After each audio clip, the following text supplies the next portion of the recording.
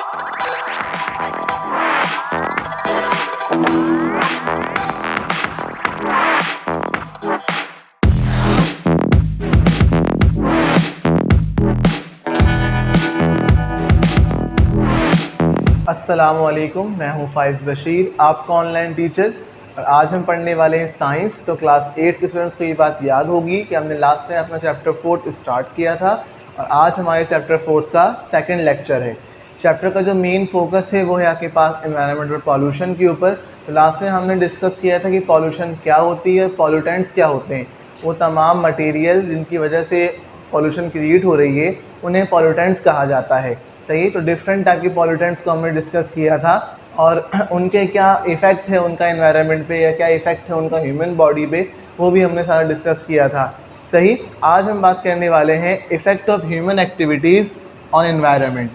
Effect of human activities on environment कि इंसान की ऐसी कौन सी सरगर्मियाँ हैं, ऐसे कौन से काम इंसान सर अंजाम दे रहा है जिसका असर उसके माहौल पे कुछ नेगेटिव आ रहा है। बेसिकली हमारा जो मेन फोकस है इस वक्त वो हम नेगेटिव एक्टिविटीज़ को ही डिस्कस करेंगे कि वो कौन से काम हैं जो एक नेगेटिव इम्पैक्ट रखते हैं एनवायरनमेंट के ऊपर। पहले तो बात ये की जाती है कि अगर मैं आज की बात करूं तो आज बहुत ज़्यादा तरक्की कर ली गई है। डेवलपमेंट हर दिन जो एक नई चीज़ दरियाफ्त हो रही है, हर दिन जो है नई चीज़ ईजाद हो रही है। तरक्की इंसान करता जा रहा है कि उसने आज इतनी ऊँची ऊँची इमारतें बना ली, इतनी हर चीज़ बनाने के लिए सनतें बना ली हैं। सही है, हर चीज़ जो है आज बहुत आसान हो गई है पहले के मुकाबले में। यहाँ से वहाँ जाने के लिए भी आपके पास एक ट्रांसपोर्ट का ज़रिया मौजूद है। सो आपके पास या जो प्लांट्स हैं उनसे हमने भी चार चीज़ें हासिल कर ली कि हम प्लांट से लकड़ी भी आ रही है, तो प्लांट से रबड़ भी आ रही है, तो प्लांट से और भी बहुत सारे केमिकल मटेरियल्स को जो है वो निकाला जा रहा है। या माइक्रो ऑर्गेनाइज़म को यूज़ करते हुए हम जो है वो डिफरेंट टाइप के फूड प्रिपेयर कर रहे हैं, मेडिसिन में काम कर रहे हैं, एग्रीकल्चर में काम कर रहे हैं। तो ये सारी तो डेवलपमेंट तो है ही है। सही, तो ये सारी डेवलपमेंट जो हो रही है जो है, लेकिन आपके पास ये सारी डेवलपमेंट की जो बात है वो दो चीज़ों पर आके रुक जाती है, हमारे रिसोर्सेज के ऊपर, हमारे जो वसाइल हैं उनके ऊपर ही बात आके रुक जाती है कि वसाइल का इस्तेमाल कैसे हो रहा है। तो अगर हमें बात करूँ नेचुरल रिसोर्सेज की, तो हमारे पास ये दो तरह के होते हैं। नेचुरल रिसोर्सेज की अगर बात की जाए, जो नेचुरल रिसोर्सेज हैं हमारे पास कुदरती वसाइल हैं वो दो तरह के हैं। एक तो होते हैं रीन्यूएबल और एक होते हैं नॉन रीन्यूएबल। रीन्यूएबल आपके पास ऐसे वसाइल हैं जो रिसाइकल हो जाते हैं। सही, कुदरती निज़ाम है जिनके लिए कि वो अपने आप क्या हो जाएंगे, रिसाइकल हो सकते हैं, यानी उनको बार बार इस्तेमाल किया जा सकता है और वो कभी ख़त्म नहीं होंगे। ये कहा जा सकते हैं कि वो कभी ख़त्म नहीं होंगे क्योंकि रिसाइकल हो रहे हैं। तो एक बार इस्तेमाल किया रिसाइकल कर लिया, दूसरी बार इस्तेमाल किया रिसाइकल कर लिया। तो ऐसे वसाइल को हम कहते हैं रीन्यूएबल। जैसे कागज़ हो गया, ये आपके पास क्या है, रीन्यूएबल है, ये बार बार इसको आप इस्तेमाल कर सकते हैं। लकड़ी आपके पास प्लास्टिक है, बार बार इस्तेमाल कर सकते हैं। सही, लेकिन कुछ वसाइल ऐसे भी हैं जो होते हैं नॉन रीन्यूएबल, जो अगर एक बार इस्तेमाल हो जाएं तो उसके बाद वो ख़त्म हो जाते हैं, फिर वो बेकार हो जाते हैं, फिर दोबारा उनको इस्तेमाल नहीं कर सकते। उनको हम कहेंगे नॉन रीन्यूएबल। जैसे अगर जो घरों में जो गैस आ रही है अगर उसको इस्तेमाल कर लिया तो दोबारा तो वो गैस यूज़ हो गई ना, या पेट्रोल को अगर इस्तेमाल कर लिया तो वो यूज़ हो गया। या जो ऑयल वगैरह होते हैं मशीन्स के अंदर, उनको एक ख़ास वक्त इस्तेमाल किया उसके बाद वो निकालना पड़ता है मशीन से बाहर, ऑयल चेंज कराना पड़ता है। सही, तो ऐसे जो वसाइल उनको क्या कहते हैं, नॉन रिन्यूएबल। तो एक्चुअली ये जो इन्वायरमेंट है ये बैलेंस है किसके दरमियान, इन दोनों वसाइल के दरमियान। अगर इन दोनों वसाइल के दरमियान बैलेंस रहेगा तो जो इन्वायरमेंट है वो हेल्दी रहेगी। लेकिन हुआ क्या है कि बदकिस्मती से यही हुआ है कि हमारे पास जो है वो एक डिसबैलेंस क्रिएट हो गया है इन दोनों वसाइल के दरमियान, रिन्यूएबल और नॉन रिन्यूएबल। होना क्या चाहिए था कि हमारा ज़्यादा यूज़ क्या होता, रिन्यूएबल वसाइल जिन्हें हम बार बार जो है वो इस्तेमाल कर सकते थे। लेकिन अब जो हम यूज़ कर रहे हैं बेतहाशा, वो कौन से वाले रिसोर्सेज को यूज़ कर रहे हैं, जो हम डिपेंड किस पर करते हैं ज़्यादा, नॉन रिन्यूएबल के ऊपर, जो एक बार इस्तेमाल हो जाएं तो दोबारा उनको इस्तेमाल नहीं कर सकते। यही वजह है कि माहौल में एक बिगाड़ पैदा हो रहा है और जिसकी वजह जो नज़र आ रही है वो हर तरफ पॉल्यूशन है।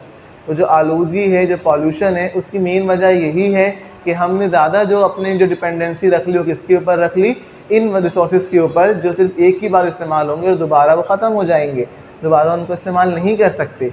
तो ये थोड़ा सा एक डिसबैलेंस क्रिएट हो गया, जिसकी वजह से हमारा जो माहौल है वो आलूदा हो गया, पोल्यूशन क्रिएट हो गई। और जब पोल्यूशन क्रिएट हो गई तो और भी बहुत सारी एक्टिविटीज़ की वजह से हमारी इन्वायरमेंट अब जो है वो दिन ब दिन ख़राब होती जा रही है। सही है, और भी बहुत सारे फैक्टर हैं जिनको हम अभी डिस्कस करेंगे, लेकिन पहला मैंने क्या बताया, disbalance between renewable and non renewable resources. होना क्या चाहिए था कि ऐसे रिसोर्स ज़्यादा इस्तेमाल होते जो रिसाइकल हो सकते थे, लेकिन ऐसा नहीं होता। अब वो रिसोर्स ज़्यादा इस्तेमाल होते हैं जो रिसाइकल होते ही नहीं हैं। सही, तो अभी हम वन बाय वन डिस्कस करते हैं और भी एक्टिविटीज़ को जिनका इम्पैक्ट डायरेक्टली इम्पैक्ट है इन्वायरमेंट के ऊपर। और मैं बेसिकली हमारा जो फोकस है आज वो यही है कि हम नेगेटिव इम्पैक्ट को ज़्यादा देखें, पॉजिटिव इम्पैक्ट अभी हम इतना डिस्कस नहीं करेंगे। तो पहला है हमारे पास डिफॉरेस्टेशन। डिफॉरेस्टेशन का मतलब होता है जंगलात की कटाई। हमारे पास जो जंगलात हैं, जो फॉरेस्ट है हमारा, वो 31% जो है वो ज़मीन के ऊपर होता है। और ये आगे पास मेन काम इनका ये है कि ये एक बैलेंस बना के रखते हैं ऑक्सीजन और कार्बन डाइऑक्साइड गैस में। सही, तो अगर जंगलात नहीं होंगे या ये पेड़ पौधे नहीं होंगे तो इनका जो रोल था इन्वायरमेंट में वो कौन प्ले करेगा।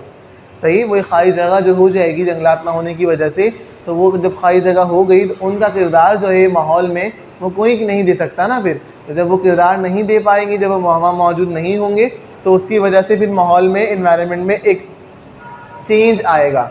अब वो चेंज नेगेटिव हो या पॉजिटिव हो उसकी बात अभी नहीं कर रहे, लेकिन यहाँ जो चेंज आ रहा है वो नेगेटिव ही आ रहा है। अगर हम डिफॉरेस्टेशन कर रहे हैं या जंगलात को काट रहे हैं, वजह कुछ भी हो पीछे कि हमने जो है वो इंडस्ट्रीज़ लगानी है या हमने जो है वो आबादी के लिए घर बनाने हैं, उसके लिए हम जंगलात काटते जा रहे हैं, तो आपके पास जो है वो उसका इम्पैक्ट जो है वो क्या आ रहा है, इन्वायरमेंट में नेगेटिव इम्पैक्ट आ रहा है।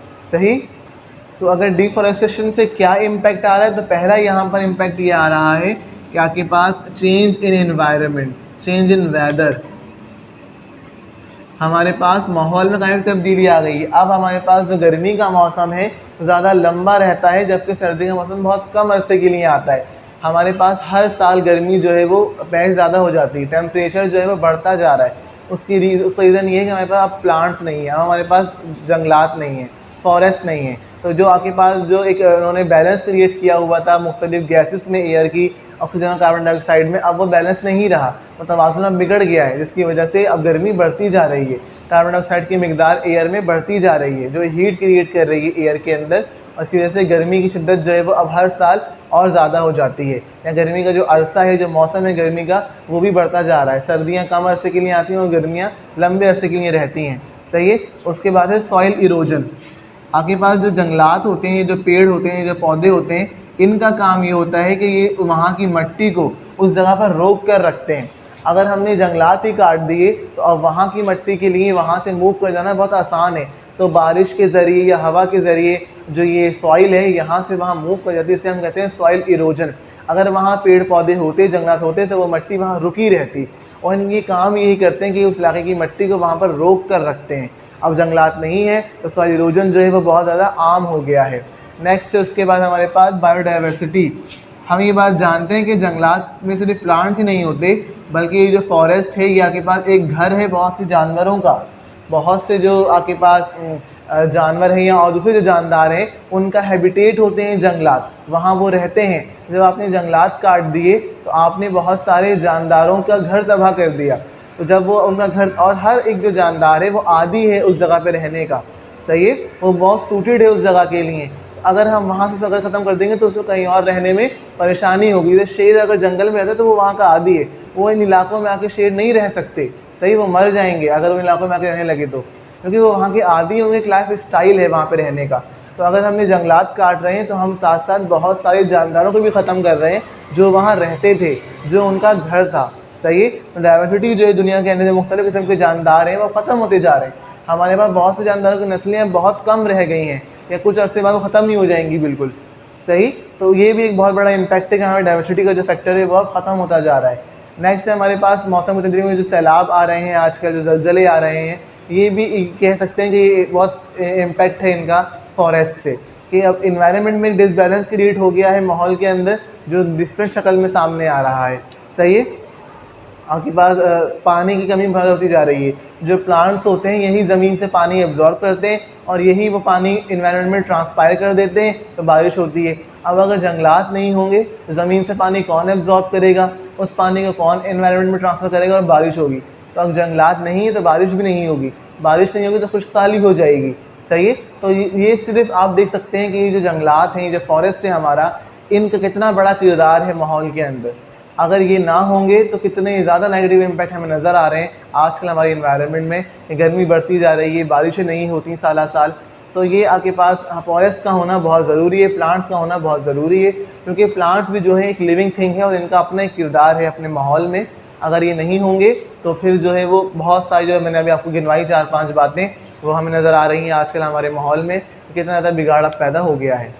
इसके अलावा हमारे पास जो अगला फैक्टर है ह्यूमन एक्टिविटी का, वो है ओवर फिशिंग।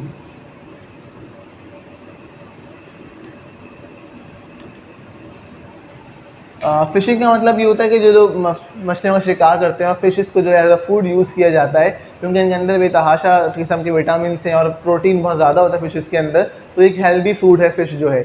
लेकिन अगर इनकी बहुत ज़्यादा शिकार किया जाएगा फ़िशेस का, तो इसको हम कहेंगे ओवर फिशिंग, जिसकी वजह से हमारे पास ये हो रहा है कि जो हमारी जो मैरीन लाइफ है, समंदरी ज़िंदगी, उसमें काफ़ी जो है वो चेंज आना शुरू हो गया है। सही। तो हर एक चीज़ जो है वो एक लिमिट में की जाए तो अच्छी रहती है। अगर लिमिट ज़्यादा कर ली जाएगी तो यकीनन उसका नेगेटिव इम्पैक्ट सामने आता है। तो ओवर फिशिंग से यही मसला हो रहा है कि जो फिशेस वहाँ मौजूद हैं, उनमें जो मैरीन लाइफ है वो डिस्टर्ब हो गई है बहुत ज़्यादा। और अक्सर जैसे जो इंडस्ट्रीज़ वगैरह हैं, वो अपना जो है वो वेस्ट मटेरियल वहाँ डाल देती हैं समंदरों के अंदर या दरियाओं के अंदर। तो वो जो फिशेस वहाँ मौजूद हैं वो एज अ फूड मटेरियल वो यूज़ कर रही हैं उस वेस्ट को, या वो ऐसी गंदी इन्वायरमेंट में रह रही हैं उस गंदे पानी में समंदर के और दरिया के, तो उनके लिए जो है वो वहाँ पर एक अच्छी इन्वायरमेंट नहीं है, तो वो मरना शुरू हो गई हैं। अब फिशेस जो हैं वो मरना शुरू हो गई हैं बहुत ज़्यादा, ओवर फिशिंग की वजह से भी और एक इन्वायरमेंटल फैक्टर की वजह से भी। सही। नेक्स्ट है हमारे पास यहाँ पर कि आपके पास ओवर यूज़ ऑफ एनर्जी।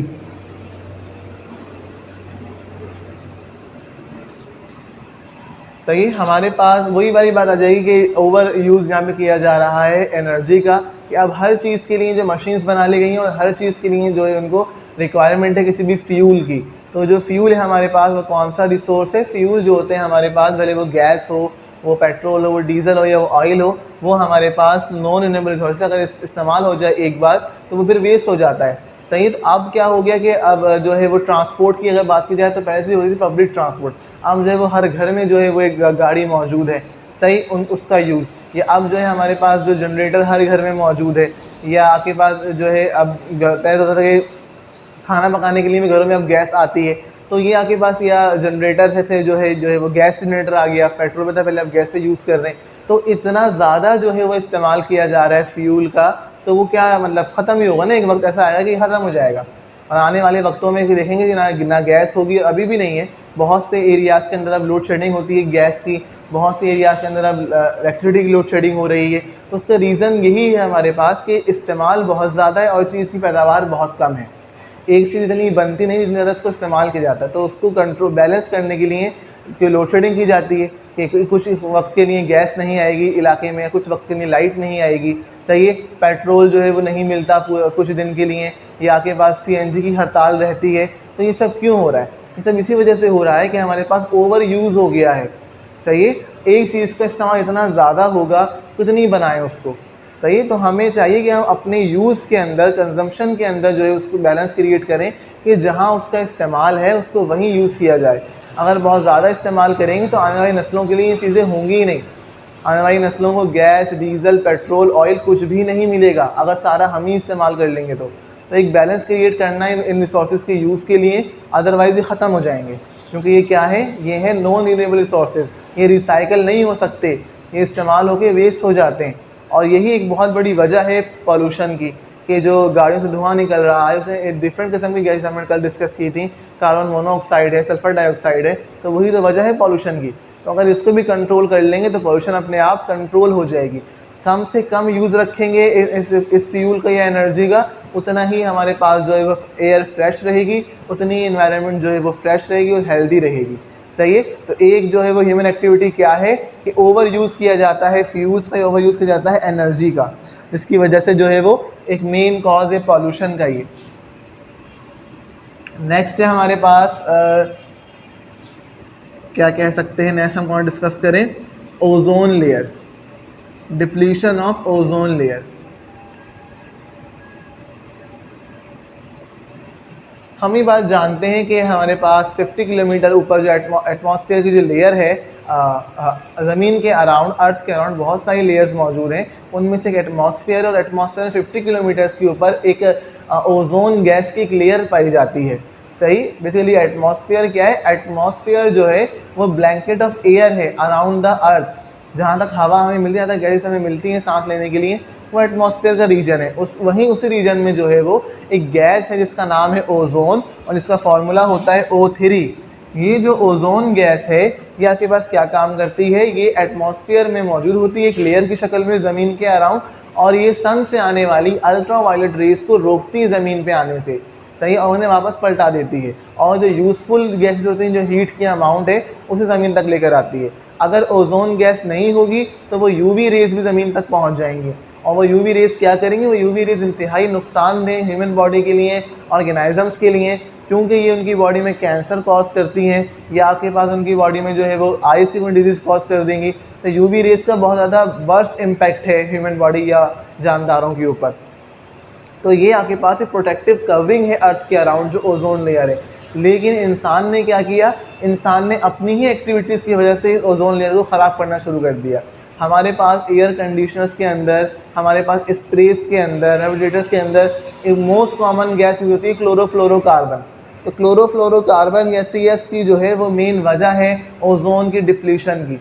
ये गैस जब ऊपर जाती है क्लोरोफ्लोरोकार्बन, तो ये रिएक्ट कर जाती है ओजोन के साथ, और ओजोन को कन्वर्ट कर देती है ऑक्सीजन के अंदर। तो वहाँ ओजोन अब ख़त्म होना शुरू हो रही है। अगर ओजोन ख़त्म हो गई तो सन की यूवी रेज ज़मीन तक पहुँच जाएंगी, जो एक बहुत ही नुकसानदेह बात होगी। तो हमें चाहिए कि हम ऐसी गैसेस का इस्तेमाल ना करें, बल्कि रोकें इस चीज़ को कि ऐसी कोई गैस इन्वायरमेंट में ना जाए, हवा में ना जाए, जो जाके ओजोन लेयर को ख़राब करे, ओजोन लेयर की डिप्लीशन करे, या ओजोन लेयर के अंदर होल क्रिएट कर दे। सही, तो ओजोन लेयर एक प्रोटेक्टिव कवरिंग है सन के अराउंड, अगर वो नहीं होगी तो नुकसान बहुत ज़्यादा होगा। तो हमें चाहिए कि हम ऐसी एक्टिविटीज़ को रोक दें जिसकी वजह से ओजोन लेयर को नुकसान पहुँच रहा है। नेक्स्ट है हमारे पास ग्लोबल वार्मिंग।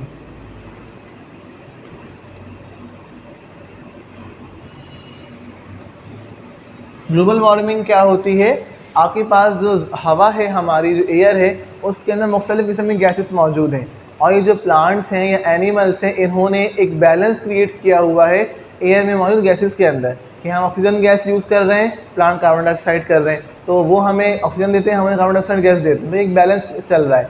लेकिन अगर हमारे पास ये जो बैलेंस डिसबैलेंस हो गया है अब, कि हमारे पास अब प्लांट्स नहीं है ये गैस यूज़ करने के लिए, तो जो कार्बन डाइऑक्साइड गैस है वो एयर में ही रह जाती है। ये जो गैस है ये एयर के अंदर या माहौल के अंदर हीट क्रिएट कर रही है।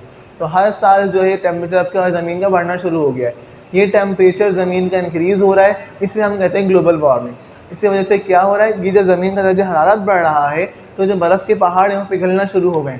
वो पिघल के कहाँ जाएंगे, दरियाओं में जाएंगे, दरियाओं से कहाँ जाएंगे, समंदर में जाएंगे। समंदर का लेवल अब बड़ा हो गया है, समंदर जो है बहुत ज़्यादा जीरो कंडीशन सैलाब आ रहे हैं या तूफ़ान आ रहे हैं। उसकी वजह क्या है, ग्लोबल वार्मिंग। जितना ज़्यादा टेम्परेचर ज़मीन का इंक्रीज़ होगा उतनी ज़्यादा ग्लोबल वार्मिंग मिलती रहेगी। तो ये सैलाबों का आना है, ज़लज़लों का आना है, तूफ़ानों का आना है, इसकी वजह क्या है, ग्लोबल वार्मिंग।